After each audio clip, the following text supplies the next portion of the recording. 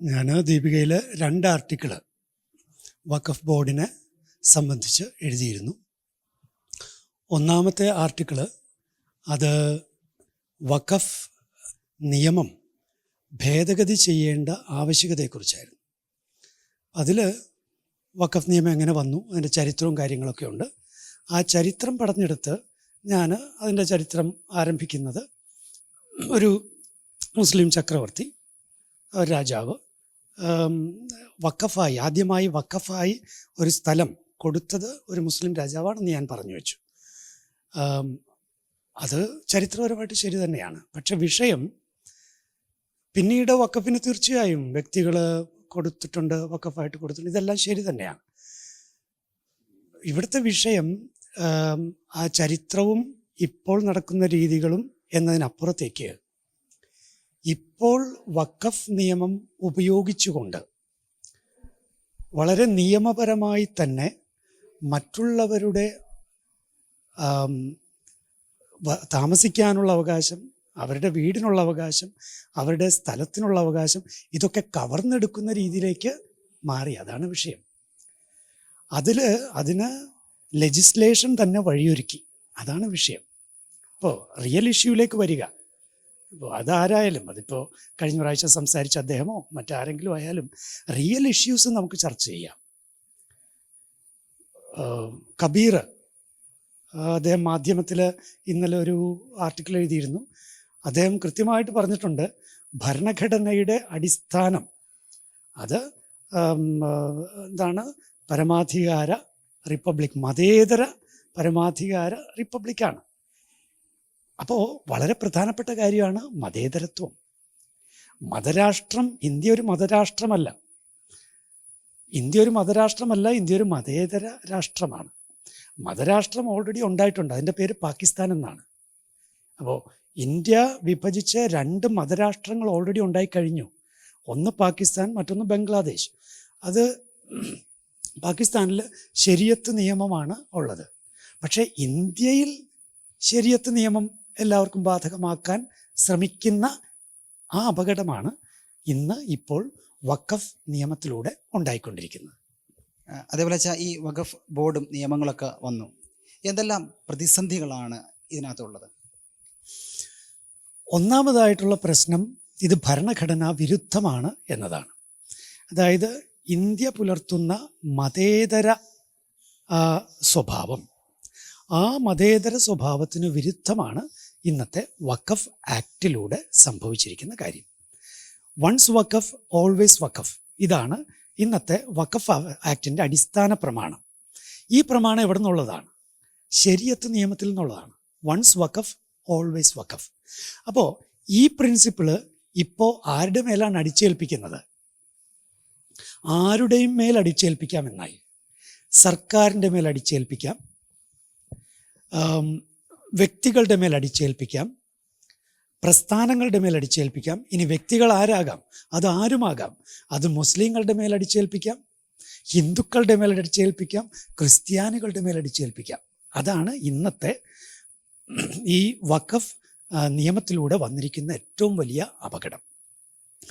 2, ഒരു സ്ഥലം വർഷങ്ങളായിട്ട് ഉപയോഗിച്ചുകൊണ്ടിരിക്കുന്ന, അല്ലെങ്കിൽ സ്വന്തമായി ആധാരത്തോടുകൂടി പണം കൊടുത്ത് വാങ്ങി ആധാരത്തോടുകൂടി ഉപയോഗിച്ചിരിക്കുന്നു, കരം കൊടുത്ത് ഉപയോഗിച്ചുകൊണ്ടിരിക്കുന്നു. അങ്ങനെയുള്ള സ്ഥലം ഒരു സുപ്രഭാതത്തിൽ വഖഫ് ബോർഡ് അങ്ങോട്ട് ഏറ്റെടുക്കുകയാണ്, ക്ലെയിം ചെയ്യാണ്. ഇത് വഖഫാണെന്ന് ചിന്തിക്കാൻ റീസൺസ് ടു ബിലീവ് എന്നാണ് എഴുതി വച്ചിരിക്കുന്നത്. റീസൺസ് ടു ബിലീവ്, ഡോക്യുമെൻ്റ് ഒന്നും വേണ്ട. അപ്പം ഇത് വഖഫിൻ്റേതാണെന്ന് കാണിക്കാൻ ഡോക്യുമെൻ്റ് ഒന്നും വേണ്ട, മറിച്ച് റീസൺ ടു ബിലീവ് മതി. ആരോ പറഞ്ഞു കേട്ടു, അല്ലെങ്കിൽ അങ്ങനെ അവിടുത്തെ ആ പുസ്തകത്തിൽ ഇങ്ങനൊരു സൂചനയുണ്ട്, ഇത് മാത്രം മതി. ഇതെവിടുത്തെ നീതിയാണ്? ഡോക്യുമെൻ്റ് ഇല്ലാത്ത ഒരു കാര്യത്തിന് വേണ്ടി ഇത് ഞങ്ങളുടേതാണെന്ന് ക്ലെയിം ചെയ്യാൻ ആർക്കാണ് ഇന്ത്യയിൽ അവകാശമുള്ളത്? അപ്പോൾ വഖഫ് ബോർഡിന് അങ്ങനൊരു ക്ലെയിം വെക്കാനായിട്ട് എന്താണ് വഖഫ് ബോർഡിന് കൊമ്പുണ്ടോ? വഖഫ് ബോർഡ് കേരളത്തിൽ, ഇന്ത്യയിലുള്ള സകല പ്രസ്ഥാനങ്ങളെയും പോലെ തന്നെ ഒരു സെക്കുലർ രാഷ്ട്രത്തിലല്ലേ ജീവിക്കുന്നത്. ഇവിടുത്തെ ഭരണഘടന അനുസരിച്ചല്ല ജീവിക്കുന്നത്. അങ്ങനെയെങ്കിൽ ഒരു ഡോക്യുമെൻറ്റും ഇല്ലാതെ തന്നെ വഖഫ് ബോർഡിന് ക്ലെയിം ഉന്നയിക്കാം എന്ന ഈ നിയമം എങ്ങനെയുണ്ടായി? അത് ഇന്ത്യയുടെ മതേതര സ്വഭാവത്തെ ഹനിച്ചുകൊണ്ട് ഉണ്ടാക്കിയിരിക്കുന്ന ലെജിസ്ലേഷനാണ്. അച്ഛാ, അപ്പോൾ ഒരു കാര്യം, ഈ ലെജിസ്ലേഷൻ ഉണ്ടാക്കിയ സർക്കാരല്ലേ ശരിക്കും പറയുകയാണെങ്കിൽ ഇതിൻ്റെ കുറ്റക്കാരെന്ന് പറയുന്നത്? അവർക്ക് ഇതെല്ലാം അറിഞ്ഞതുകൊണ്ട് തന്നെ കോൺഗ്രസ് സർക്കാർ എന്ന് തോന്നുന്നു ഇതിന് നിയമം നടപ്പാക്കി. അപ്പോൾ ഇതിന് ശരിക്കും കുറ്റക്കാരെന്ന് പറയുന്നത് സർക്കാർ തന്നെ ആവുകയല്ലേ? ഒരു സംശയമില്ല.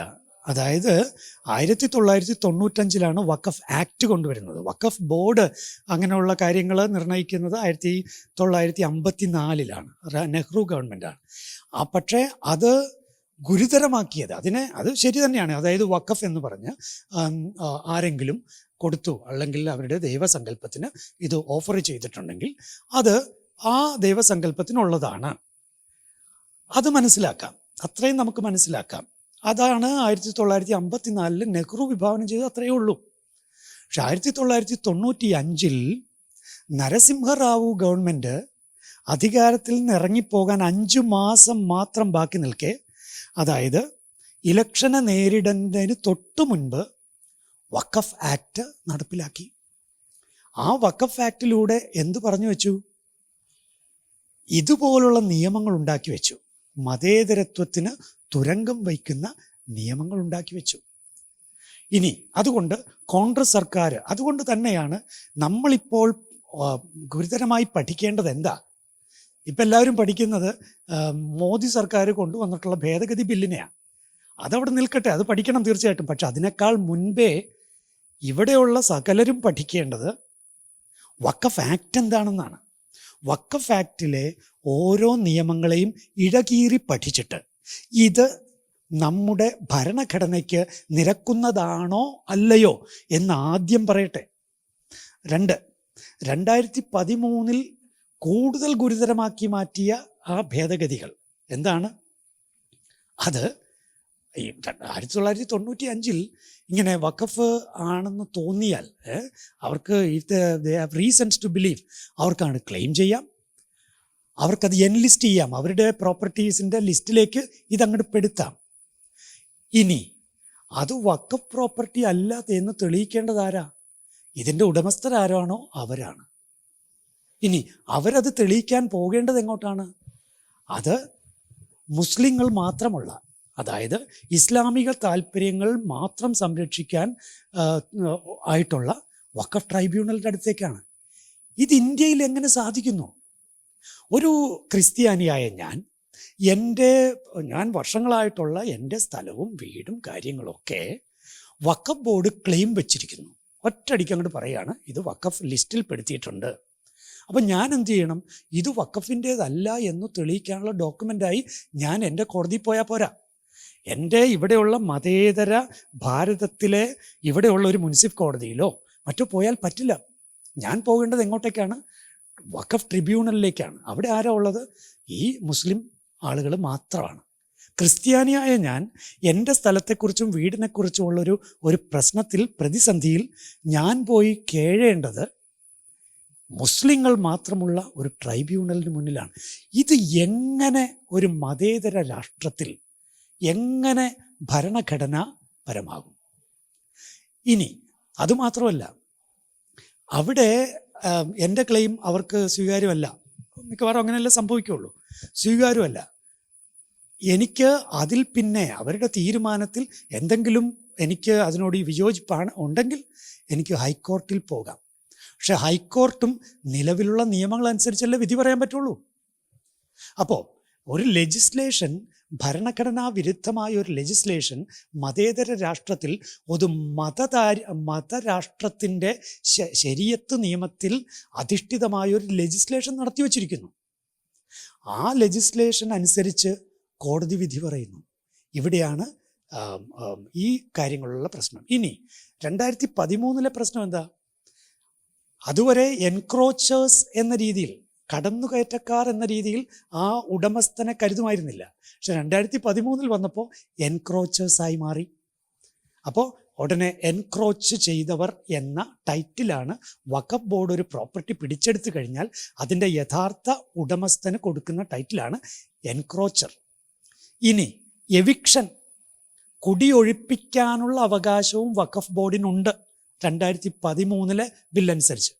ഇപ്പോൾ ചെറായിയിലെ വഖഫ് ബോർഡ് ഏറ്റെടുത്ത സ്ഥലത്തെക്കുറിച്ച് കേരള വഖഫ് ബോർഡിൻ്റെ ചെയർമാൻ സംസാരിക്കുന്നതായി ഇന്ന് ദീപിക പത്രത്തിൽ കണ്ടു. എന്നിട്ട് അദ്ദേഹം എന്താ പറയുന്നത്? ഞങ്ങൾ ആരെയും കുടിയൊഴിപ്പിക്കാൻ വരുന്നില്ല, നിങ്ങളുടെ ഔദാര്യം ആർക്ക് വേണം? ഇവിടെ മനുഷ്യന് മാന്യമായി ജീവിക്കാൻ അവകാശമുള്ള, സ്വന്തമായി കാശ് കൊടുത്തു വാങ്ങി പട്ടയത്തോടുകൂടി ഉപയോഗിക്കുന്ന, കരമടച്ച് ഉപയോഗിക്കുന്ന സ്ഥലം, അവിടെ നിന്ന് ഞങ്ങളെ കുടിയൊഴിപ്പിക്കില്ല എന്ന് പറയുന്ന നിങ്ങളുടെ ഔദാര്യം ആർക്ക് വേണം? ഞങ്ങൾക്ക് ഇന്ത്യൻ ഭരണഘടനയനുസരിച്ച് ഇവിടെ ഞങ്ങൾക്ക് ജീവിക്കാൻ, ഞങ്ങളുടെ അവകാശങ്ങൾ സംരക്ഷിക്കാൻ ഞങ്ങൾക്ക് മാർഗങ്ങളില്ലേ? വോട്ട് ബാങ്ക് പ്രീണനത്തിനു വേണ്ടി കോൺഗ്രസ് സർക്കാർ ചെയ്തു വെച്ച ഈ വഖഫ് നിയമത്തെ അല്ലെങ്കിൽ ലെജിസ്ലേഷനെ ഗൗരവമായിട്ട് നമ്മൾ പഠിച്ച് അതിലുള്ള പ്രശ്നങ്ങൾ മനസ്സിലാക്കി അതിന് പരിഹാരം കണ്ടെത്തണം. ഇതാണ് ചെയ്യേണ്ടത്. കോൺഗ്രസ് എപ്പോഴും മതപ്രീണനം നടത്തിക്കൊണ്ടാണ്, അതിനെയാണ് ഞാൻ വിളിക്കുന്നത് ട്രപ്പീസ് കളി. ട്രപ്പീസ് കളിയാണ് കോൺഗ്രസ് നടത്തിയിട്ടുള്ളത്. അതായത് ഓർക്കണം, 1986 മറ്റുമാണെന്നാണ് എൻ്റെ ഓർമ്മ. എന്താണ് ആ ഒരു കോടതി വിധി, സുപ്രീം കോടതി വിധി വന്നല്ലോ. സുപ്രീം കോടതി വിധി ഷബാനു ബീഗം കേസ്. ഷബാനു ബീഗം കേസിൽ മുസ്ലിം സ്ത്രീകൾക്ക് വിവാഹമോചനം, അന്യായമായി വിവാഹമോചനം അങ്ങോട്ട് പറഞ്ഞിട്ട് അവരെ അങ്ങോട്ട് വെറുതെ കൈയൊഴിഞ്ഞു വിടുന്ന ഏർപ്പാടിനെതിരെ ഒരു മുസ്ലിം സ്ത്രീ കേസിന് പോയി. ആ കേസിൽ സുപ്രീം കോടതി വിധിച്ചു അവർക്ക് ചെലവിന് കൊടുക്കണം, ആ ഭർത്താവ് ചെലവിന് കൊടുക്കണം എന്ന് പറഞ്ഞു. ആ സുപ്രീം കോടതി വിധിയെ മറികടക്കാനായി രാജീവ് ഗാന്ധി സർക്കാർ പാർലമെൻറ്റിൽ ബില്ല് അവതരിപ്പിച്ചു. ആ ബില്ലിലൂടെ പറഞ്ഞത് എന്താണ്? മുസ്ലിം പുരുഷന്മാർക്ക് അതിന് കടമ ഇല്ല, വഖഫ് ബോർഡിൽ നിന്ന് കൊടുത്തോളല്ലോ. കാരണം ഇതുപോലെ ഉള്ള ഏർപ്പാടുകൾ അവിടെ ഉണ്ടല്ലോ, വഖഫ് ബോർഡിൽ നിന്ന് കൊടുത്താൽ മതി. ചുരുക്കി പറഞ്ഞാൽ മുസ്ലിം പുരുഷന്മാരെ പ്രീണിപ്പിക്കാനും മുസ്ലിം സ്ത്രീകളുടെ അവകാശത്തെ ഹനിക്കാനും സുപ്രീം കോടതി വിധിയെപ്പോലും അതിജീവിക്കാൻ വേണ്ടി രാജീവ് ഗാന്ധി സർക്കാർ നടത്തിയ ആ ബില്ല് പാസാക്കൽ, അതാണ് നമ്പർ 1 ചാട്ടം, ട്രപ്പീസ് കളി ഒന്നാമത്തത്. അതിൽ മുസ്ലിങ്ങൾ തന്നെയും ഖിന്നരായിരുന്നു. രാജീവ് ഗാന്ധി സർക്കാരിൽ ക്യാബിനറ്റ് പദവി ഉണ്ടായിരുന്ന ഒരു മന്ത്രി ഉണ്ടായിരുന്നു, മുഹമ്മദ് ആരിഫ് ഖാൻ. ആരദ്ദേഹം? ഇന്നത്തെ കേരളത്തിലെ ഗവർണറുടെ പേരാണിത്. അദ്ദേഹം കോൺഗ്രസ് സർക്കാരിൻ്റെ ക്യാബിനറ്റ് മന്ത്രിയായിരുന്നു. ഈ ഒരൊറ്റ ബിൽ, മതേതരത്വത്തിന് നിരക്കാത്ത ഈ ബില്ലിൻ്റെ പേരിൽ രാജീവ് ഗാന്ധി മന്ത്രിസഭയിൽ നിന്ന് രാജിവെച്ച് ഒഴിഞ്ഞ താഴേക്ക് വന്നയാളാണ്, കോൺഗ്രസ് വിട്ട് പോയയാളാണ്. അങ്ങനെയാണ് അദ്ദേഹം BJP പ്രവേശിച്ചതെന്ന് ഓർക്കണം. ഇനി അടുത്ത ട്രപ്പീസ് കളി എന്താ സംഭവിച്ചത്? അടുത്ത ട്രപ്പീസ് കളി ഈ ഒരു പ്രശ്നം, അങ്ങനെ മുസ്ലിം പ്രീണനം നടത്തി കോൺഗ്രസ് എന്ന് പറഞ്ഞപ്പോൾ അടുത്ത ഒരു ചാട്ടം ചാടി. എങ്ങോട്ടേക്ക്? ഹിന്ദു മതരാഷ്ട്ര കൺസെപ്റ്റ്, അതിനെ പ്രീണിപ്പിക്കാൻ. അവിടെയാണ് ബാബറി മസ്ജിദ് തകർക്കപ്പെട്ടത്. അയോധ്യ പിടിച്ചടക്കാനായി അന്ന് നടത്തിയ ആ രഥയാത്രയെ തടയാൻ നരസിംഹറാവു ശ്രമിച്ചില്ല. കാരണം അവിടെ ബാലൻസ് ചെയ്യാൻ ആഗ്രഹമുണ്ടായിരുന്നു. അത് 1992 സംഭവിച്ചതെന്നാണ് എൻ്റെ ഓർമ്മ. അതെ, അതിൻ്റെ നേരെ ഓപ്പോസിറ്റാണ് 1995 ട്രപ്പീസ് കളി. അതായത് ബാബറി മസ്ജിദ് തകർക്കപ്പെട്ടതിൽ മുസ്ലിങ്ങൾക്കുള്ള വലിയ രോഷം, ആ രോഷത്തെ തണുപ്പിക്കാൻ വേണ്ടിയാണ് നരസിംഹറാവു 1995 ഇതുപോലെ പ്രതിലോമകരമായ, ഇതുപോലെ നാശകരമായ ഒരു നിയമം, വഖഫ് ആക്ട് കൊണ്ടുവന്നത്.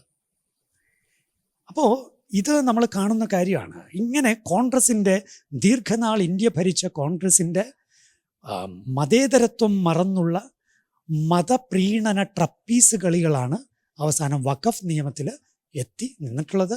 2013 മൻമോഹൻ സിംഗും അതേ കളി കളിച്ചു. 2013 അങ്ങനെ യഥാർത്ഥ ഉടമകൾ എൻക്രോച്ചേഴ്സായി. അവരെ കുടിയൊഴിപ്പിക്കാൻ വഖഫ് ബോർഡിന് അധികാരവും ആയി. ചെറായി മുനമ്പം വിഷയം എന്ന് പറയുന്നത് 404 ഏക്കറിന് മേലാണ് വഖഫിൻ്റെ അവകാശവാദം. അതിലിപ്പോൾ നിലവിലുള്ളത് 114 ഏക്കറാണ്. 114 ഏക്കറിൽ 60 ഏക്കർ വെള്ളമാണ്. അപ്പം ഇങ്ങനെയുള്ള അവിടെ 450ഓളം കുടുംബങ്ങൾ താമസിക്കുന്നുണ്ട്. അതിൽ 350ഓളം കത്തോലിക്ക കുടുംബങ്ങളാണ്. ലത്തീൻ കത്തോലിക്കർ, മുക്കുവര്, പാവപ്പെട്ട മനുഷ്യർ അവിടെ താമസിക്കുന്നുണ്ട്. 100ഓളം ഹൈന്ദവ കുടുംബങ്ങളും. ഇതാണ് ചെറായി മുനമ്പം പ്രദേശത്തെ അവസ്ഥ. ആ അവസ്ഥയിൽ ഇപ്പോൾ അവർക്ക് സംഭവിച്ചിരിക്കുന്ന 2019 വഖഫ് ഈ ക്ലെയിം ഉന്നയിച്ചത്. 2022 മുതൽ ഇവർ ബ്ലോക്ക്ഡായി. അതായത് വില്ലേജ് ഓഫീസിലൊന്നും ഇവർക്ക് ഇവരുടെ അവകാശവുമായി ബന്ധപ്പെട്ട ഒരു ക്ലെയിമും അല്ല. അതായത് സർട്ടിഫിക്കറ്റ് കിട്ടില്ല, കരമടക്കാൻ പറ്റില്ല, ഇത് അവർക്ക് ബാങ്കിൽ വയ്ക്കാൻ പറ്റില്ല, വിൽക്കാൻ പറ്റില്ല. ഇങ്ങനെയുള്ള പ്രശ്നങ്ങളിൽ പെട്ടിരിക്കുകയാണ് അവർ. ഇതിന് എന്താണ് പോംവഴി? ഇവർ ഇങ്ങനെയായിരിക്കുന്നത് വഖഫ് ബോർഡ് എന്തെങ്കിലും അന്യായമായി ചെയ്തു എന്നതുകൊണ്ടാണെന്ന് ഞാൻ വിശ്വസിക്കുന്നില്ല. അങ്ങനെ അവിടെ ക്ലെയിമുണ്ട്, വഖഫ് ബോർഡ് അന്യായമായി ചെയ്തു. ഞാൻ പറയുന്നു അങ്ങനെയല്ല. വഖഫ് ബോർഡ് ഇവിടുത്തെ കോൺഗ്രസ് സർക്കാർ നടത്തിക്കൊടുത്ത ലെജിസ്ലേഷൻ, ആ നിയമം അവരങ്ങോട്ട് പ്രയോഗിച്ചു. ആ ഡ്രക്കോണിയൻ ലോ അവരങ്ങോട്ട് പ്രയോഗിച്ചു. അപ്പോൾ എന്താണ് സൊല്യൂഷൻ? നിയമം തിരുത്തൽ മാത്രമേ സൊല്യൂഷനായിട്ടുള്ളൂ. ഇതിപ്പോൾ ഇവിടെ മാത്രമല്ലല്ലോ. ഇപ്പോൾ എറണാകുളം എം പി ഹൈബി ഈഡൻ എഴുതിയ കുറിപ്പിൽ പറയുന്നുണ്ടായിരുന്നു, ചെറായിയുടേത് അപൂർവങ്ങളിൽ അപൂർവമായൊരു സംഭവമാണ്. വലിയ മണ്ടത്തരമാണ് പറയുന്നത്. ചെറായിയുടേത് അപൂർവങ്ങളിൽ അപൂർവമായ സംഭവമാണ്. അല്ല. ഇന്ന് ഇന്ത്യയിൽ 58,000-ഓളം കേസുകൾ വഖഫ് മാനേജ്മെൻറ്റ് ആ പോർട്ടലിൽ തന്നെയുണ്ട്. 58,000-ഓളം കേസുകൾ. ഇനി വഖഫ് ട്രൈബ്യൂണലിൽ 12,000-ഓളം കേസുകൾ ഓൾറെഡി ഉണ്ട്. അപ്പോൾ എത്രയായി? 70,000 കേസുകൾ അങ്ങനെയുണ്ട്. ഇനി വഖഫിൻ്റെ പക്കൽ ഇതുപോലെ ആയിരക്കണക്കിന് കേസുകളുണ്ട്. ഇന്ന് ഹൈക്കോടതിയിലും സുപ്രീം കോടതിയിലുമായി 165ഓളം കേസുകൾ കിടക്കുന്നുണ്ട്. അപ്പോൾ ഇതെങ്ങനെ അപൂർവങ്ങളിൽ അപൂർവം എന്ന് പറയുന്നത്? ഏതാണ്ട് 100,000-ഓളം കേസുകൾ ഇന്ന് നിലവിൽ വഖഫിൻ്റെ അധിനിവേശ നിയമമനുസരിച്ചുള്ള അധിനിവേശ ആ പ്രക്രിയയുടെ ഭാഗമായിട്ട് ഇന്നുണ്ട്. ചെറായിയുടേത് അതിൽ ഒരെണ്ണം മാത്രമാണെന്നേ. അപ്പം എങ്ങനെയാണ് അത് അപൂർവമാകുന്നത്? പറഞ്ഞ് മനുഷ്യരെ പറ്റിക്കാനുള്ള ശ്രമമാണ്. ഞാൻ ചോദിക്കുന്നത്, ചെറായിലെ ജനം ഈ പ്രശ്നത്തിൽ കിടക്കുന്ന സമയത്താണല്ലോ ലോകസഭയിൽ ഭേദഗതി ബില്ല് നരേന്ദ്രമോദി സർക്കാർ കൊണ്ടുവരുന്നത്. ശരി, നരേന്ദ്രമോദി സർക്കാർ കൊണ്ടുവന്നിരിക്കുന്ന ആ ബില്ല് അവരുടെ താല്പര്യപ്രകാരമുള്ളതാണ്, ഒരു സംശയം എനിക്കില്ല. നരേന്ദ്രമോദി സർക്കാർ അവരുടെ താല്പര്യപ്രകാരമാണ് അത് കൊണ്ടുവന്നിരിക്കുന്നത്. പക്ഷേ ഭേദഗതി ആവശ്യമാണ് എന്ന് കോൺഗ്രസിന് കൃത്യമായ അനുഭവങ്ങളിലൂടെ മനസ്സിലായിട്ടുണ്ടല്ലോ. ചെറായി മുനമ്പം സ്ഥലത്തിൻ്റെയും MP ആയിട്ടുള്ള ശ്രീ ഹൈബി ഈഡന് ഭേദഗതി ഇല്ലാതെ ഇത് തിരുത്തപ്പെടാനാവില്ല എന്ന് മനസ്സിലായിട്ടുണ്ടല്ലോ. CPM അത് മനസ്സിലായിട്ടുണ്ടല്ലോ. അപ്പോൾ ഭേദഗതിക്ക് വേണ്ടി നിലകൊള്ളേണ്ടതല്ലേ എന്നാണ് എൻ്റെ ചോദ്യം. നരേന്ദ്രമോദി പറയുന്ന ഭേദഗതിയല്ല. പാർലമെൻറ്റിൽ ഹൈബി ഈഡൻ എഴുന്നേറ്റ് എന്ന് പറയേണ്ടതായിരുന്നു, എൻ്റെ ജനവും ഈ വഖഫ് നിയമം കൊണ്ട് കഷ്ടപ്പെടുകയാണ്. ഇത് മതേതരത്വത്തിന് നിരക്കാത്ത ഏർപ്പാടാണ്. അതുകൊണ്ട് മതേതരത്വത്തിന് നിരക്കുന്ന രീതിയിൽ ഈ ലെജിസ്ലേഷൻ ഭേദഗതി നടത്തണം. നരേന്ദ്രമോദി പറയുന്നത് പോലെ അല്ലെന്നേ, BJP സർക്കാർ ആഗ്രഹിക്കുന്ന പോലെ അല്ലെന്നേ. ഇന്ന നിയമങ്ങളിലാണ് പ്രശ്നമുള്ളത്, അത് തിരുത്തണം എന്നല്ലേ പറയേണ്ടത്. അപ്പോൾ പരിഹാരം എന്ന് ഞാൻ പറയുന്നത് അത് വഖഫിൻ്റെ ഔദാര്യത്തിൽ ആശ്രയിച്ചുള്ള പരിഹാരമല്ല. നിയമത്തെ കാണാതെ കോടതി ഒരു ഔദാര്യപൂർവമായി സഹാനുഭൂതിപരമായി മനുഷ്യാവകാശത്തെ സംരക്ഷിക്കുന്ന രീതിയിൽ ഒരു നിലപാട് കോടതിക്ക് എങ്ങനെ എടുക്കാൻ പറ്റും? നിയമം മറന്നുകൊണ്ട് കോടതിക്ക് നിലപാടെടുക്കാൻ പറ്റുമോ? അപ്പോൾ അങ്ങനെയുള്ള നിലപാടല്ല. മൂന്നാമത്, ഭേദഗതി വരുത്തിക്കൊണ്ടാണ് ഈ പ്രശ്നം സോൾവ് ചെയ്യേണ്ടത്. ഭേദഗതി ഇല്ലാതെ റിയലായിട്ട് ഈ ഇഷ്യൂസ് പഠിച്ച് ഗൗരവമായിട്ട് മാറ്റങ്ങൾ വരുത്താതെ ഈ പ്രശ്നത്തിന് പരിഹാരം ഉണ്ടാവില്ല. ചെറായി മുനമ്പം പരിസരം കോട്ടപ്പുറം രൂപതയുടെ ഭാഗമാണ്. 5 വർഷം മുൻപ് ഈ പ്രശ്നം ശ്രദ്ധയിൽപ്പെട്ടപ്പോൾ തന്നെ ഈ വിഷയത്തിൽ അന്നത്തെ കോട്ടപ്പുറം മെത്രാനായിരുന്ന ജോസഫ് കാരിക്കശ്ശേരി പിതാവ് ഇക്കാര്യം KRLCCയിലും അതുപോലെ KCBCയിലും ഒക്കെ ഇക്കാര്യം ഉന്നയിച്ചതാണ്. പക്ഷേ ഇത് ഗൗരവമായി പഠിക്കാനോ ഒരു കൃത്യമായ ഇടപെടലുകൾ നടത്താനോ നമുക്ക് സാധിച്ചില്ല. ഇതിനുശേഷം ഇപ്പോൾ 2022 മുതൽ വീണ്ടും രൂപത ഇക്കാര്യത്തിൽ ഇതേക്കുറിച്ച് അവെയറാണ്. പക്ഷേ ഒരു കൃത്യമായ ഇടപെടൽ നടത്താനായിട്ട് സാധിച്ചിട്ടില്ല. ഇപ്പോൾ ലത്തീൻ സഭയുടെ സമിതിയായ KRLCC ആയാലും KLCA ആയാലും അത്തരത്തിലുള്ളൊരു ശരിയാണ്, അവരവിടെ പോയി മീറ്റിംഗ് ഒക്കെ നടത്തി, ഇതെല്ലാം ശരി തന്നെയാണ്. പക്ഷെ കൃത്യമായി ഇടപെടാൻ കഴിഞ്ഞിട്ടില്ല. പക്ഷേ ഇപ്പോൾ ഒന്ന് നോക്കുക, ഇപ്പോൾ ഈ പറഞ്ഞ കൂട്ടരെല്ലാം വളരെ ശക്തമായിട്ട് ഇടപെടാനായിട്ട് ശ്രമിച്ചുകൊണ്ടിരിക്കുകയാണ്. അധികം വൈകാതെ KLCയുടെ നേതൃത്വത്തിൽ വളരെ ശക്തമായ ഒരു ശ്രദ്ധ ക്ഷണിക്കൽ സമരം എറണാകുളത്ത് നടത്തുകയാണ്, KLCA നടത്തുകയാണ്. KRLCC ഇതിനകം ഒരു മീറ്റിംഗ് കാര്യമായിട്ട് വിളിച്ചുകൂട്ടി. രൂപത ഒത്തിരി ഇടപെടലുകൾ ഇതിനകം നടത്തിക്കഴിഞ്ഞു. ഇനി KCBC പ്രസിഡന്റ് തന്നെയും ഇടപെട്ട് കഴിഞ്ഞു. സീറോ മലബാർ സഭ ഇടപെട്ട് കഴിഞ്ഞു. അങ്ങനെ ഇപ്പോൾ സഭയുടെ ഭാഗത്തു നിന്നുള്ള ഇടപെടൽ ശക്തമായിട്ടുണ്ട്. അത് തീർച്ചയായിട്ടും വളരെ പ്രശംസനീയമാണ്. എങ്കിലും ഈ വിഷയത്തിൽ ഫലപ്രദമായ രീതിയിൽ ഇടപെടുന്നതിൽ നിന്ന് നമ്മളെ പിൻവലിക്കുന്ന ചില ഘടകങ്ങളുണ്ട്. അത് നമ്മൾ തിരിച്ചറിയണം. ഒന്ന്, ക്രൈസ്തവ സമൂഹം എപ്പോഴും മതങ്ങൾ തമ്മിൽ പ്രശ്നമുണ്ടാകരുത് എന്നാഗ്രഹിക്കുന്നൊരു സമൂഹമാണ്. അപ്പോൾ നമ്മുടെ ഇടപെടലിൽ വന്ന കാലവിളംബവും നമ്മുടെ ഇടപെടലിൽ നമ്മൾ പാലിക്കുന്ന ഒരു മിതത്വവുമൊക്കെ അതിൻ്റെയൊക്കെ കാരണം അടിസ്ഥാനപരമായി മതങ്ങൾ തമ്മിൽ പ്രശ്നമുണ്ടാകരുത് എന്നുള്ള സഭയുടെ നിരന്തരമുള്ള ആ ജാഗ്രതയുടെ ഫലമാണ്. പക്ഷേ ഇവിടെ സഭയ്ക്ക് തെറ്റുപറ്റി എന്ന് ഞാൻ പറയും. ഇവിടെ സഭയ്ക്ക് തെറ്റുപറ്റി. എന്താണ് പറ്റിയ തെറ്റ്? വഖഫ് ബോർഡ് ഇവിടെ നിയമം ഉപയോഗിച്ചുകൊണ്ട് തന്നെ ഈ ജനത്തിൻ്റെ മേൽ അധിനിവേശം നടത്തിയപ്പോൾ ജനം അവിടെ ഞെരിഞ്ഞമരുകയാണ്. ആ അമരുന്ന ജനത്തിനു വേണ്ടി സഭയല്ലാതെ സ്വരമുയർത്താൻ പിന്നെ ആരാ ഉള്ളത്? ഇത് മതങ്ങൾ തമ്മിലുള്ള പ്രശ്നമല്ല. വഖഫ് ബോർഡ് ഞങ്ങളെ ചവിട്ടി അരയ്ക്കുന്നേ എന്ന് ഉച്ചത്തിൽ കരയാൻ സഭയ്ക്ക് കഴിഞ്ഞില്ല. അപ്പോൾ ഞങ്ങൾ ചവിട്ടി മെതിക്കും, നിങ്ങൾ കരഞ്ഞാൽ അത് മതസ്പർദ്ധയാകും എന്ന് ചിന്തിക്കുന്നത് ശരിയാണോ? ഞങ്ങൾ നിങ്ങളെ ചവിട്ടി മെതിക്കും, നിങ്ങൾ കരയരുത്, ഉച്ചത്തിൽ കരയരുത്. ഉച്ചത്തിൽ കരഞ്ഞാൽ അത് മതസ്പർദ്ധയുണ്ടാക്കും. ഇതെവിടുത്തെ ന്യായമാണ്? ഉച്ചത്തിൽ കരയേണ്ട അവസ്ഥയാണിപ്പോൾ. അതുകൊണ്ട് സഭ അല്പം പോലും ഇക്കാര്യത്തിൽ മതങ്ങൾ തമ്മിൽ പ്രശ്നമെന്ന് ചിന്തിക്കുകയേ അരുത്. ഇവിടെ മതങ്ങൾ തമ്മിൽ ഒരു പ്രശ്നവുമില്ല. ഇവിടെ ഒരു മത വിശ്വാസം, അതിൽ അധിഷ്ഠിതമായ ഒരു നിയമം ഇവിടെ രാഷ്ട്രീയക്കാരുണ്ടാക്കി വെച്ചിട്ട് അതിൻ്റെ ദൂഷ്യഫലങ്ങൾ മറ്റു മതസ്ഥരും കൂടി അനുഭവിക്കേണ്ട ഗതികേടാണ്. അത് കൃത്യം പഠിച്ച് അവതരിപ്പിച്ച് അത് തിരുത്തണമെന്ന് പറയാൻ സഭ ഇപ്പോൾ മുന്നോട്ട് ശക്തമായിട്ട് വരേണ്ട ഒരു സമയമാണ്. ഒന്ന്.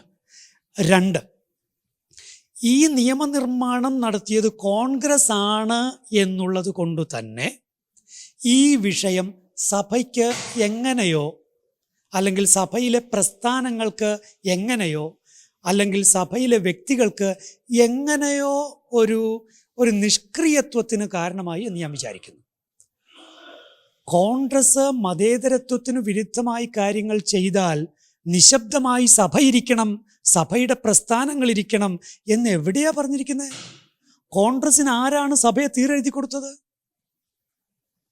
അപ്പം അതുകൊണ്ട് രാഷ്ട്രീയപരമായ ചില ചായ്ച്ചിലുകൾ, ശക്തമായ ചില നിലപാടുകൾ എടുക്കുന്നതിൽ നിന്ന് സഭാ നേതൃത്വത്തെയോ സഭയുടെ പ്രസ്ഥാനങ്ങളെയോ പിന്നിലേക്ക് വലിക്കുന്നുണ്ടെങ്കിൽ അത് വലിയ, വളരെ പാവപ്പെട്ടവരോടുള്ള സഭ കാണിക്കുന്ന, സഭയിലെ പ്രസ്ഥാനങ്ങൾ കാണിക്കുന്ന, നേതൃത്വം വഹിക്കുന്ന വ്യക്തികൾ കാണിക്കുന്ന അതിക്രൂരതയാണ് എന്ന് ശക്തമായി ഞാൻ പറയുകയാണ്. ഒന്ന്, ഈ വിഷയം ഒരു മതവിഷയമല്ല. അടിസ്ഥാനപരമായി ഇതൊരു പൊളിറ്റിക്കൽ വിഷയമാണ്, ഇതൊരു നൈയാമികമായ വിഷയമാണ്, ലെജിസ്ലേറ്റീവ് വിഷയമാണ്. ഇതിനെ നേരിടേണ്ടത് പൊളിറ്റിക്കലായി തന്നെയാണ്, ഒപ്പം നൈയാമികമായ അല്ലെങ്കിൽ ലെജിസ്ലേറ്റീവ് വഴി തന്നെയാണ്. അതുകൊണ്ട് സഭ ഇപ്പോൾ ശക്തമായി ഈ കാര്യങ്ങൾ പഠിക്കുകയും മുന്നോട്ട് വയ്ക്കുകയും പൊളിറ്റീഷ്യൻസിനെ അക്കാര്യത്തിനായി നിർബന്ധിക്കുകയും വേണം. തീർച്ചയായും ലെജിസ്ലേഷനിൽ അമെൻമെൻറ്റ് വരുത്താനായി സഭ മുന്നോട്ട് വരണം. തീർച്ചയായിട്ടും ഇപ്പോൾ ഉള്ള നീക്കങ്ങൾ വളരെ ശുഭോദർക്കങ്ങളാണ്. കുറെ കൂടി ഉഷാറായി പാവപ്പെട്ടവർക്ക് വേണ്ടി സഭ നിലകൊള്ളും. അത് ഒരു മതവിഷയം കൂടിയല്ലല്ലോ. അവിടെയുള്ള ഹൈന്ദവരായ സഹോദരങ്ങളില്ലേ, ഇനി അവിടെ മുസ്ലിങ്ങളായ സഹോദരങ്ങൾ ഒന്നോ രണ്ടോ ചിലപ്പോൾ കാണുമായിരിക്കും, അവർക്കും അത് തീർച്ചയായിട്ടും ഗുണമല്ലേ.